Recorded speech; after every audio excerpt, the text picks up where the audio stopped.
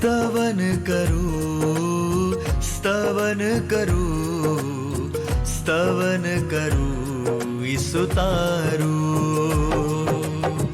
वचन सुनीने ग्रहण करूं सहु તેને પંથે ચાલું।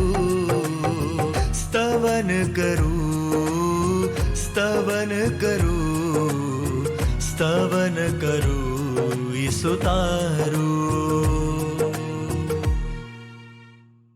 વાલા મિત્રો, નમસ્કાર। સ્તવન કાર્યક્રમમાં આપ સૌનું સ્વાગત છે। મને આશા છે કે આ અભ્યાસ દ્વારા તમે ઈશ્વરના વચનોમાં વૃદ્ધિ પામી રહ્યા હશો। મિત્રો, આપને યાદ હશે કે સ્તવન કાર્યક્રમમાં આપણે થેસાલોનિકીઓને લખેલા પાઉલના બીજા પત્રનો અભ્યાસ કરી રહ્યા છીએ। ગત અભ્યાસમાં આપણે ખ્રિસ્ત વિરોધી વિશે શીખ્યા। આજે આપણે બીજો થેસાલોનિકી બીજો અધ્યાય 9 થી 17 કલમોના અભ્યાસમાં આગળ વધીશું। મિત્રો, દુનિયા માને કે ના માને, પણ એક વાત સાચી છે કે ફક્ત ઈશ્વર જ આ દુનિયાનું સંચાલન અને નિયંત્રણ કરે છે। માનવ ઇતિહાસમાં શૈતાન ઘણી વખત પોતાની યોજના પૂર્ણ કરવાનો પ્રયાસ કરી ચૂક્યો છે, પણ ઈશ્વરે તેને રોક્યો છે અને ઈશ્વર તેને યોગ્ય સમય સુધી અટકાવતા રહેશે। આ વિષયને સમજવા ચાલો આજના અભ્યાસમાં આગળ વધીએ।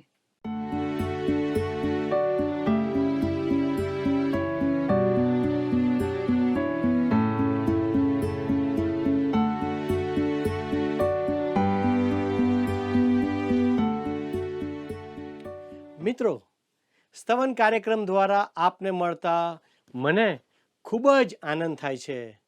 વહાલા દર્શક મિત્રો, આજના બાઇબલ અભ્યાસનો મુખ્ય વિષય છે મહાસંકટ કાળમાં અધર્મી કે પાપના માણસનું પ્રગટ થવું। તો ચાલો આપણે બીજો થેસાલોનિકી તેનો બીજો અધ્યાય તેની 9મી કલમ વાંચીએ। શૈતાનના કરાવ્યા પ્રમાણે સર્વ પ્રકારના ખોટા પરાક્રમો, ચિહ્નો તથા ચમત્કારો સાથે। વહાલાઓ, આ તો ખ્રિસ્ત વિરોધી અથવા પાપનો માણસ અથવા ધર્મભ્રષ્ટની વાત છે। તે શૈતાનના કરાવ્યા પ્રમાણે સર્વ પ્રકારના ખોટા પરાક્રમો, ચિહ્નો તથા ચમત્કારો સાથે આવશે। મિત્રો, પરાક્રમ શબ્દ માટે ગ્રીક ભાષામાં ડુનામિસ શબ્દ છે। તેનો અર્થ દૈહિક સામર્થ્ય થાય છે, જેનો સ્ત્રોત અલૌકિક છે। તે સાજા કરનાર કે ચમત્કાર કરનાર હશે। કદાચ તે પાણી પર પણ ચાલશે, કદાચ તે પવનને પણ કાબૂમાં રાખશે। વાલા મિત્રો, યાદ કરો કે એક સમયે શૈતાને અય્યુબના સંતાનોને પવનથી નષ્ટ કરી નાખ્યા હતા। આજે કોઈ મને કોઈના વિશે કહે કે તે ચમત્કાર કરે છે તો મને ડર લાગે છે, કેમ કે પવિત્ર ગ્રંથ બાઇબલમાં હવે પછી જે ચમત્કાર કરનાર આવશે તેની ભવિષ્યવાણી કહેવામાં આવી છે, જે શૈતાનના કહેવાથી ચમત્કાર કરશે। શૈતાન તેને પરાક્રમ, ચિહ્નો તથા જૂઠી અજાયબીઓ સાથે મોકલશે। તેથી આપણા સર્વ માટે એ મહત્વનું છે કે આપણે માણસો તરફ દ્રષ્ટિ ના રાખતા ખ્રિસ્ત તરફ જોઈએ અને ખ્રિસ્તમાં વિશ્વાસથી ચાલીએ। ચિહ્નો એટલે નિશાનીઓ, પ્રતીકો, તેની પાછળનો હેતુ પડકારનો હોય છે।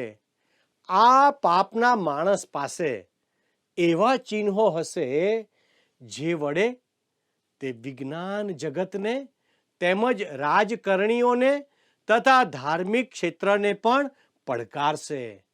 આજે પણ લોકો આવી બાબતોથી અંજાઈ જાય છે। તેનું કારણ શું છે? મિત્રો, હું માનું છું કે જેઓ કોઈ બાબત માટે સ્થિર રહેતા નથી તેઓ ગમે તે બાબતમાં પતન પામશે. જેઓ ઈશ્વરના વચનમાં મૂળ ઘાલીને દ્રઢ થયા નથી, તેઓ સર્વ પ્રકારના ચિહ્નોમાં ફસાઈ જશે. ખોટા અથવા જુઠ્ઠા પરાક્રમો જોનારા પર મોટી અસર ઊભી કરશે.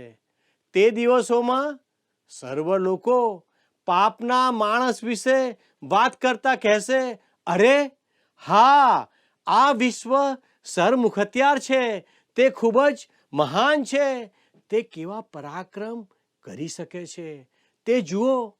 વાલા મિત્રો, આ જુઠ્ઠા પરાક્રમો કોણ માની લેશે અને કોણ તેને આધીન થશે? જેઓ શુભ સંદેશ સ્વીકારતા નથી તેઓ. હવે આપણે અભ્યાસમાં આગળ વધતા બીજો થેસલોનિકીઓનો પત્ર, તેનો 2 અધ્યાય, તેની 10મી કલમ વાંચીએ. ત્યાં લખ્યું છે, તેમ જેઓએ પોતાના તારણ અર્થે પ્રેમથી સત્યનો અંગીકાર કર્યો નહીં અને જેઓનો વિનાશ થાય છે, તેમને માટે દરેક જાતના પાપરૂપ કપટ સાથે તે અધર્મી પુરુષ પ્રગટ થશે. ભલા મિત્રો, હું બીજા શબ્દોમાં કહું તો જેઓનો વિનાશ થાય છે તેમને માટે દરેક જાતના પાપરૂપ કપટ સાથે તે અધર્મી પુરુષ પ્રગટ થશે. કેમ કે તેઓએ પોતાના તારણને અર્થે પ્રેમથી સત્યનો અંગીકાર કર્યો નહીં. મિત્રો, હું માનું છું કે ઉદ્ધારનો શુભ સંદેશ પૃથ્વીના છેડા સુધી પહોંચી રહ્યો છે અને મંડળી આ કાર્ય કરી રહી છે. બરાબર ને? જ્યાં કોઈ વ્યક્તિ જઈ શકે નહીં, ત્યાં રેડિયો, ટીવી અને મોબાઈલ દ્વારા શુભ સંદેશ પહોંચી રહ્યો છે. પણ એવા લોકો હશે કે જેઓ શુભ સંદેશ સાંભળશે પણ તેના સત્યનો નકાર કરશે.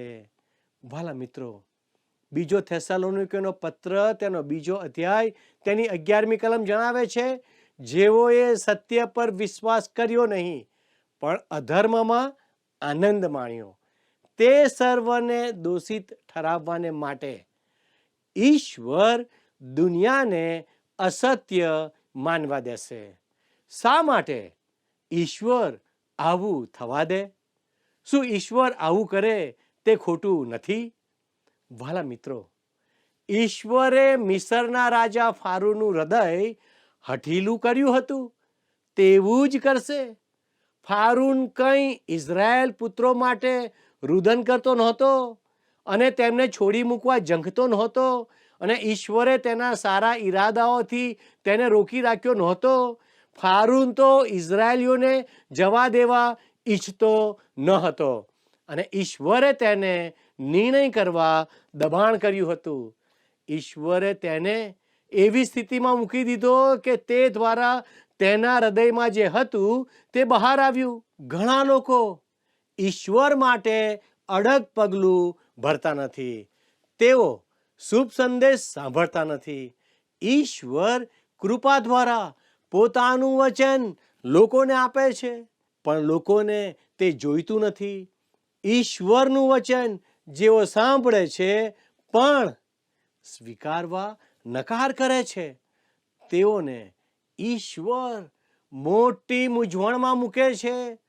તેઓ ખોટી આશા રાખે છે કેમ કે તેઓ સત્ય સ્વીકારતા નથી. પછી તેઓ જૂઠી બાબતો પર ભરોસો કરવા માંડે છે. આજે ઘણા લોકો ઈશ્વરની આરાધના કરવા પ્રભુ મંદિરોમાં જતા નથી પણ તેઓ ખોટી માન્યતાવાળા પંથોમાં ભાગ લેવા માંડે છે. ઘણા દુર્મત ફેલાવનાર કે ખોટા પંથવાળા એવા લોકોના ઘરે પહોંચી જતા હોય છે કારણ કે તેઓને ખબર છે કે આ નબળા વિશ્વાસીઓ પ્રભુ મંદિરમાં ભજન કરવા માટે જતા નથી. વાલા દર્શક મિત્રો, પ્રભુના વચનોમાં રસ ન હોવાથી તેઓ પ્રભુના મંદિરમાં જતા નથી. જો તેઓ ઈશ્વરના વચનના સત્યને શીખવા માટે જતા નથી તો તેઓ ગમે તે બાબતને જૂઠ માની લેશે. મિત્રો, આપણે સાવધાન રહેવાની જરૂર છે.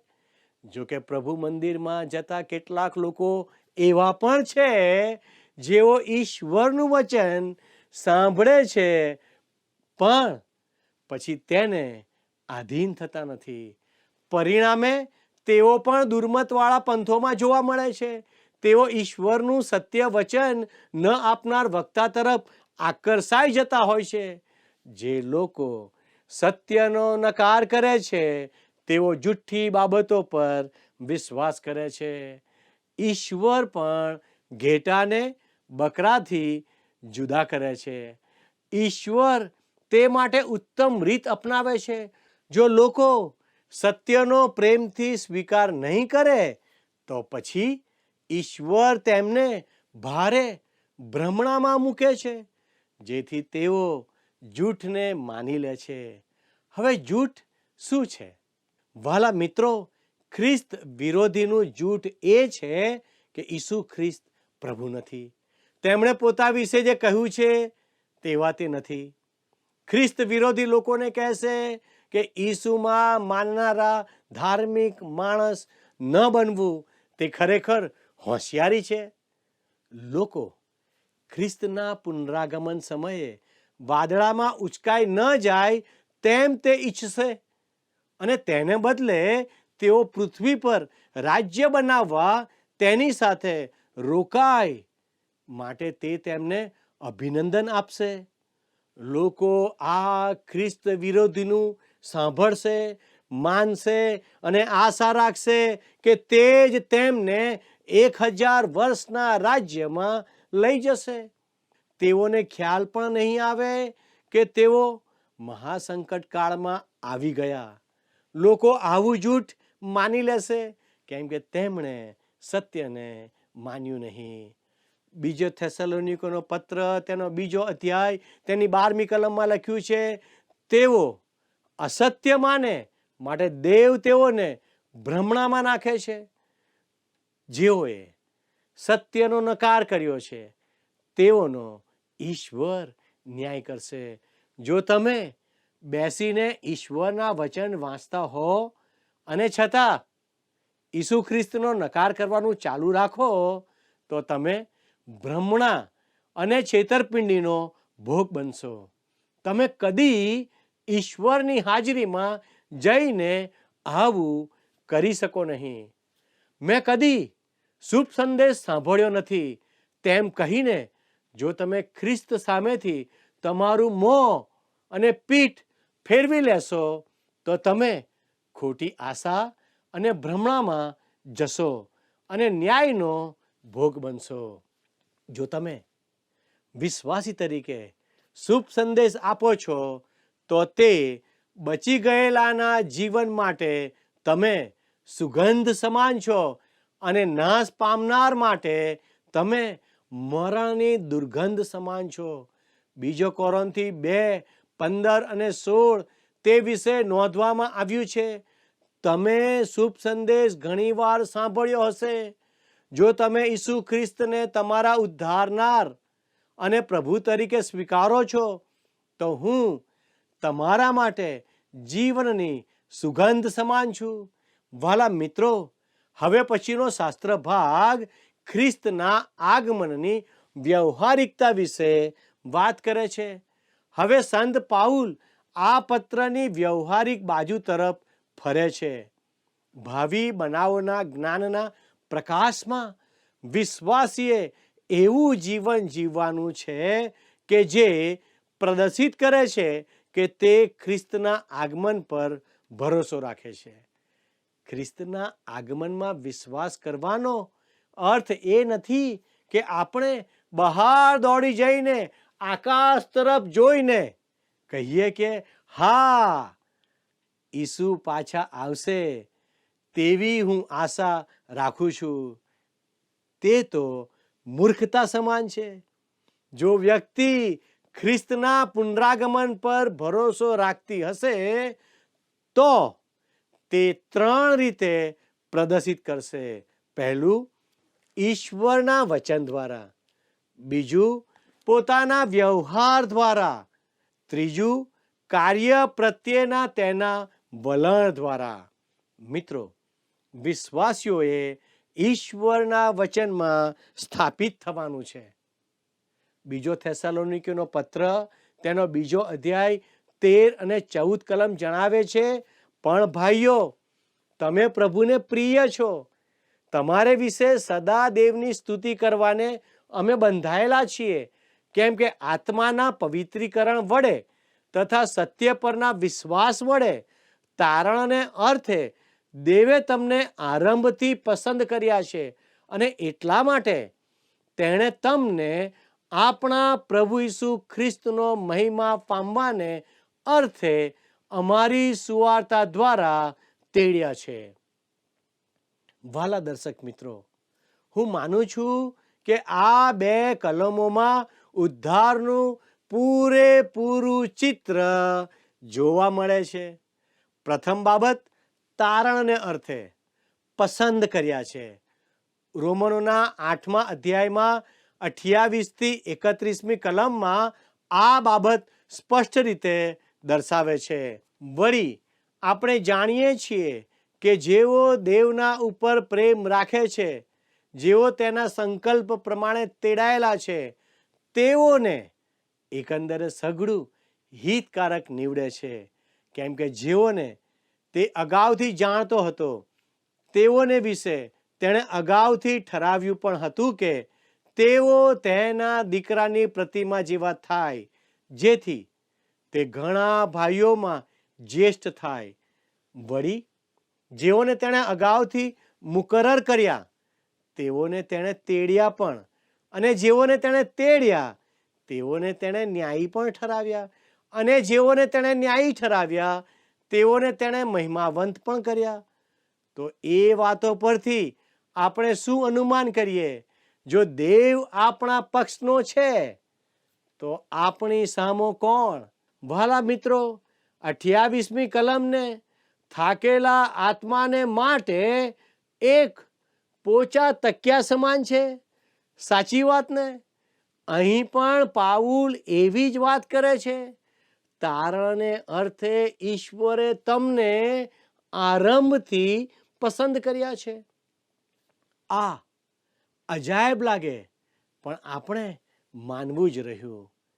ચાર્લ્સ સ્પર્જન નામના પ્રખ્યાત ઉપદેશક આ બાબતને આ રીતે કહે છે, મને ખુશી છે કે ઈશ્વરે મને હું અહીં આવ્યો તે પહેલા પસંદ કર્યો.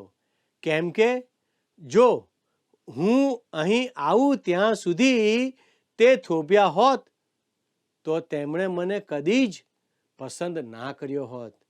તેનો અર્થ કે જ્યારે તમે ઈસુ ખ્રિસ્ત પર વિશ્વાસ કરો છો, ત્યારે તમે ઈશ્વરને આશ્ચર્ય પમાડતા નથી, પણ સિક્કાની બીજી બાજુ પણ છે.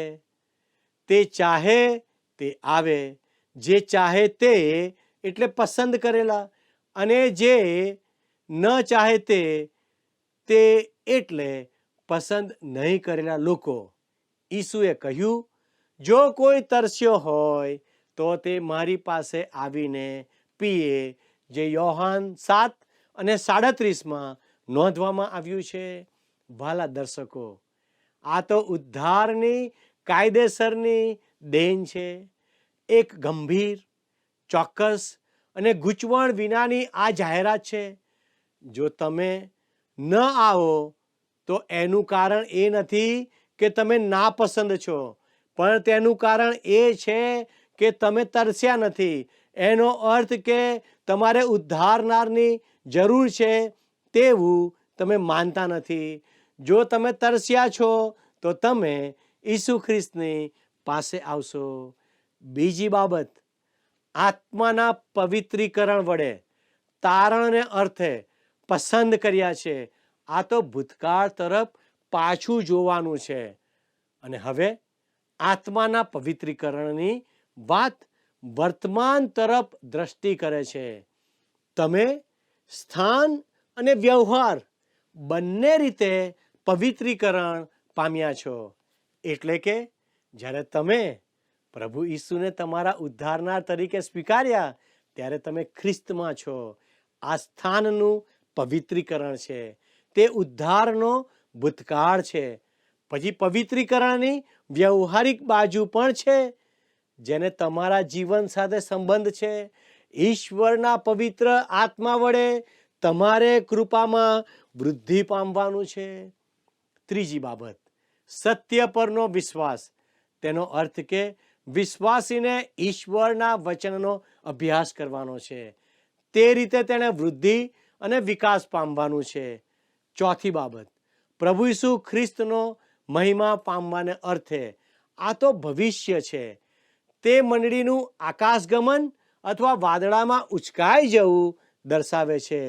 1 યોહાન 3:2 લખ્યું છે, વહાલાઓ, હાલ આપણે દેવના છોકરા છીએ અને આપણે કેવા થઈશું તે હજી સુધી પ્રગટ થયું નથી. આપણે એટલું તો જાણીએ છીએ કે જ્યારે તે પ્રગટ થશે ત્યારે તેના જેવા આપણે થઈશું, કેમ કે જેવો તે છે તેવો આપણે તેને જોઈશું. એ જ રીતે કોલોસી 1:27 સંત પાઉલ કહે છે, વિદેશીઓમાં તે મર્મના મહિમાની સંપત સી છે તે તેઓને જણાવવા દેવે ચાહ્યું. તે મર્મ એ છે કે તમારામાં ખ્રિસ્ત મહિમાની આશા છે. અહીં ભવિષ્ય તરફ દ્રષ્ટિ છે. આપણી આગળ કેવું મહિમાવંત અને અજાયબ ભવિષ્ય છે. મિત્રો, આ 2 કલમોમાં આપણા ઉદ્ધારનું સંપૂર્ણ ચિત્ર છે. આપણે ઉદ્ધાર પામ્યા છીએ. આપણો ઉદ્ધાર થઈ રહ્યો છે. આપણો ઉદ્ધાર થશે. આ તો ઈશ્વરનું કાર્ય છે. હવે બીજો થેસાલોનિકી 2:15 વાંચીએ. માટે ભાઈઓ, દ્રઢ રહો અને જે શિક્ષણ તમને વચન દ્વારા કે અમારા પત્ર દ્વારા મળ્યું છે તેને વળગી રહો. મિત્રો, અહીં સંત પાઉલ તે થેસાલોનિકાના વિશ્વાસીઓ સાથે હતો ત્યારે તેણે તેમને જે શીખવ્યું હતું તેની નોંધ કરે છે. ઈશ્વરનું વચન વિશ્વાસીને આત્મિક જીવનમાં સ્થિર થવા સહાય કરે છે. બીજો થેસાલોનિકી 2:16-17 જણાવે છે, હવે આપણો પ્રભુ ઈસુ ખ્રિસ્ત પોતે ને દેવ આપણો બાપ, જેણે આપણા પર પ્રેમ રાખ્યો ને કૃપા કરીને આપણને સર્વકાળનો દિલાસો ને સારી આશા આપ્યા, તે તમારા હૃદયને દિલાસો આપો ને દરેક સારા કામમાં તથા વચનમાં તમને દ્રઢ કરો. પ્રિય મિત્રો, પ્રભુ ઈસુ ખ્રિસ્ત આપણા હૃદયને દિલાસા અને ઉત્તેજનથી ભરે છે. ઈશ્વરના વચનનો અભ્યાસ આપણને પ્રભુના કાર્ય તરફ દોરી જાય છે. ઈશ્વરનું વચન આપણને દિલાસો જ નહીં પણ બોધ પણ આપે છે. વચનમાં તમને દ્રઢ કરો એટલે ઈશ્વરના વચનમાં આપણને રોપાયેલા અને મૂળ નાખેલા બનાવે, જેથી આપણે સિદ્ધાંતોના પવનથી ફેંકાઈ ન જઈએ પણ આપણા મન અને હૃદય ઈશ્વરમાં કેન્દ્રિત થાય. તે આપણા વાંચન, વિચારો અને માન્યતાઓથી આપણને બચાવશે. આપણે આમ તેમ ફાંફા મારવાના નથી પણ વિશ્વાસમાં સ્થિર થવાનું છે. જો તમે ઈશ્વરના વચનનો અભ્યાસ કરતા નથી તો તમે પ્રભુના પુનરાગમનની રાહ જુઓ છો તે કહેવું છેતરવા સમાન છે. તમારી માન્યતા તમારા જીવનમાં દેખાતી નથી અથવા પ્રગટ થતી નથી. તમે ફક્ત તમારા પોતાના કાર્યમાં જ વ્યસ્ત રહો છો. વાલા મિત્રો, એક દિવસ આપણે પ્રભુની આગળ હિસાબ આપવા ઊભા રહેવાના છીએ. જો તે આવતીકાલે આવવાના હોય તો આજે પણ આપણે તેમના કાર્યમાં વ્યસ્ત રહેવાનું છે. આપણે બારીએ ઊભા રહીને તેમની રાહ જોયા કરવાની નથી. આકાશ તરફ જોયા કરવાનું નથી. તેને બદલે આપણી આજુબાજુ ઈશ્વરનું કાર્ય કરતા રહેવાનું છે. આપણે ઈશ્વરને મળવા તૈયાર રહેવાનું છે. શું તમે તે માટે તૈયાર છો? વાલા દર્શક મિત્રો, આવો આપણે પ્રાર્થના કરીએ.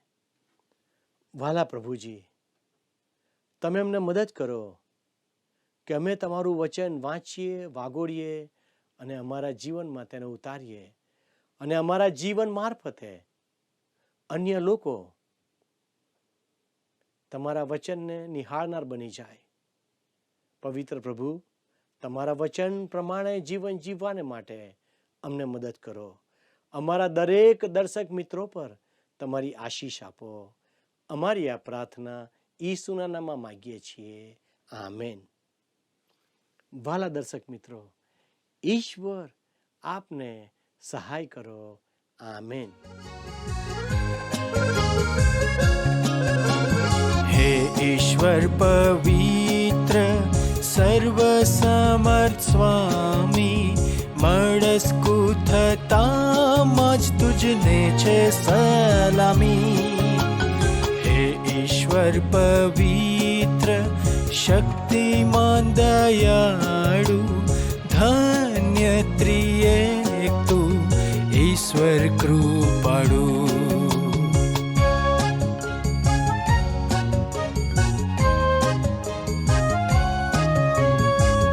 ઈશ્વર પવિત્ર સંતો સેવા કરે, ચળકતા સાગર રાસપા સુવર્ણ તાજ દરે.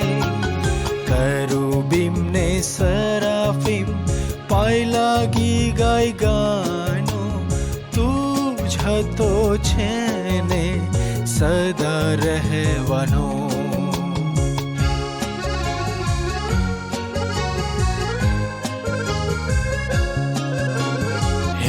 ઈશ્વર પવિત્ર વ્યોમે વસ્તી તારી, પાપી આંખ ન દેખે તુજ મહિમા છે બારી. એકલો તુજ પવિત્ર નથી કોઈ તુજ સમાન, શક્તિમાન પૂર્ણ પ્રેમાળ ને શુદ્ધ નામ. પ્રિય મિત્રો, જે લોકો સત્યને પ્રેમ કરતા નથી અને ઉદ્ધારનો સ્વીકાર કરતા નથી, તેમણે ઈશ્વરના ન્યાયનો સામનો કરવો પડશે. મિત્રો, વિશ્વાસીઓને ઉદ્ધાર માટે ઈશ્વરે પસંદ કર્યા છે, જેથી તેઓ ઈશ્વરના મહિમામાં ભાગીદાર બની શકે. સંત પાઉલ પ્રાર્થના કરે છે કે પ્રભુ ઈસુ ખ્રિસ્ત તેમના પ્રેમ, આશા અને કૃપા દ્વારા વિશ્વાસીઓને શાંતિ આપે, તેમના હૃદયોને મજબૂત કરે અને તેમને વચનમાં અને સારા કાર્યમાં સ્થિર રાખે. મિત્રો, શું તમે વિશ્વાસી વ્યક્તિ તરીકે સંત પાઉલની જેમ અન્ય વિશ્વાસીઓ માટે આવી પ્રાર્થના કરશો? મિત્રો, આજની આપણી બાઇબલ ક્વિઝનો પ્રશ્ન છે, ડુનામિસને ગુજરાતીમાં શું કહેવાય?